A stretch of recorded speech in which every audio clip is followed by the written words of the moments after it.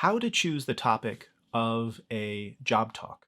That's going to be the focus of this video. Hi, I'm Tom Mullaney. This is First Gen Professor, where we talk about navigating academia from college all the way to emeritus. The job talk. There aren't a lot of jobs on the market this year.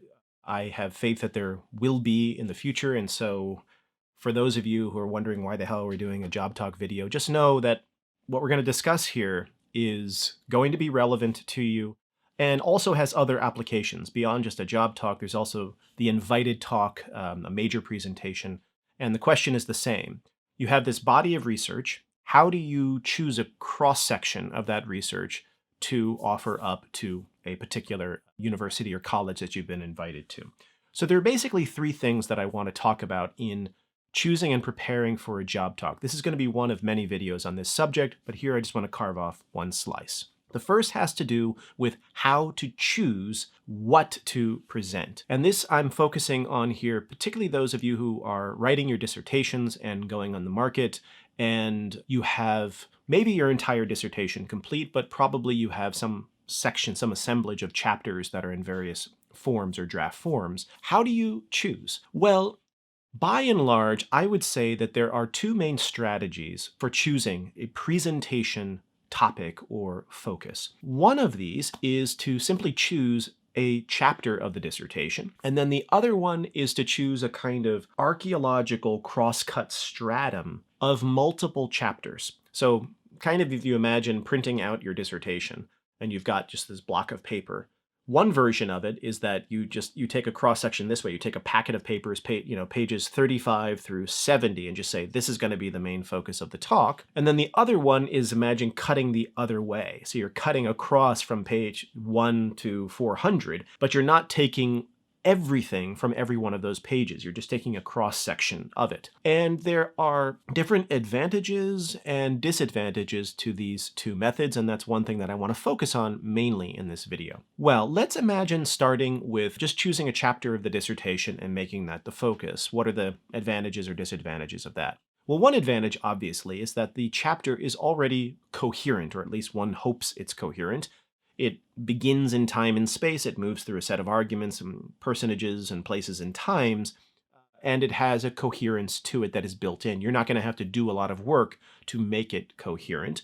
And ideally, it's going to be one of your most polished pieces of writing because you're going to choose a chapter that is done and ready to go. You don't want to choose one that's really quite poorly developed. And so that's also an advantage, especially if you get the call to arms really late in the stage, and maybe you have only a month, a few weeks to turn this thing around and really make it something that you feel proud of. There are, however, some drawbacks to the select a chapter approach to choosing a job talk topic. And that is, of course, that this is not a standalone or autonomous thing. It's a chapter in a dissertation.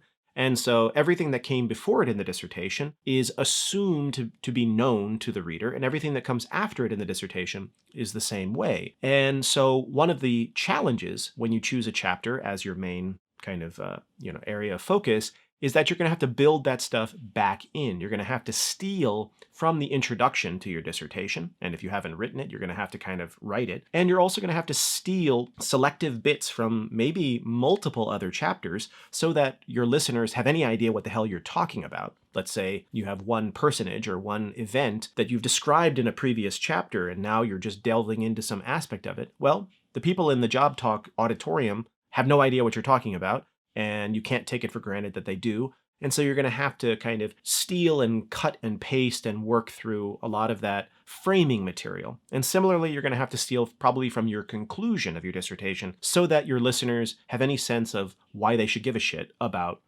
your argument. Now, that's all possible and doable. It's just that many people who choose a chapter as their focus of their job talk presentation forget about the labor that goes into all of that framing, and it's not inconsequential. It takes some time. And what's a bit frustrating about it is that it can feel a little bit like wasted effort because you're making this talk, this presentation, and you're stealing and copying and pasting things from other parts of the dissertation and putting it in there. And at the end of the day, you can't just take that and reuse that piece of writing somewhere else. really because you've already used those paragraphs elsewhere in your dissertation, so you can't repeat yourself. So this becomes a totally standalone document. This job talk, transcript becomes a totally standalone document, and you have to do a little bit of repetition to make it work. The benefits, however, is that when you have extremely little time and space to do that framing, to introduce it, to tell people the basics of what this event was or who this historical personage was or whatever, you end up producing much more refined and arrow-tipped explanations of why this is argumentatively important, who this person was. And then after the job talk is done, you can go back to your introduction with that new arrow-tipped explanation in mind and revise your introduction and make it even sharper and clearer and more compelling. So the process of just having to explain briefly why this is important, then after the job talk allows you to go back with a breath of fresh air and refine both your introduction, your conclusion, and everywhere else from your dissertation that you stole from for this talk. Now let's talk about the other method here. This is the cross-section method. This is where you're kind of trying to explain your entire dissertation in one go, or some larger span of it, like maybe stealing a cross-section of chapters 1, 2, and 3, or 2, 3, and 4, or maybe some assemblage. This is often the instinct that many graduate students have. They're like, oh, I've got to explain my whole dissertation, so I've got to do a cross-section. Let me just say, you do not have to explain your entire dissertation in your job talk. That is not the job of a job talk. And in fact, it can't be done, because if you have a 400-page document, you don't want to give a kind of Kepler's bookstore book talk about your dissertation. That is not what a job talk is supposed to be about. It is supposed to be focused. But of course, there are benefits to trying to draw things from more than one chapter, more than one part of your dissertation, because then you give a larger sweep, a larger scan of your argument, and that maybe opens more doorways into which your audience can find ways into your argument and find it compelling, and therefore, try to hire you, want to give you a job. So let's talk a little bit about that. The challenge of doing a cross-section is that it's very easy to lose track of the argument and the supporting evidence of that argument, because basically you run the risk of spreading yourself out a mile wide and an inch deep. If you think about it, a chapter is able to make the argument that a chapter is able to make because it gives a wealth of supporting evidence. Somewhere in the order of 10,000 to 15,000 words forms a chapter.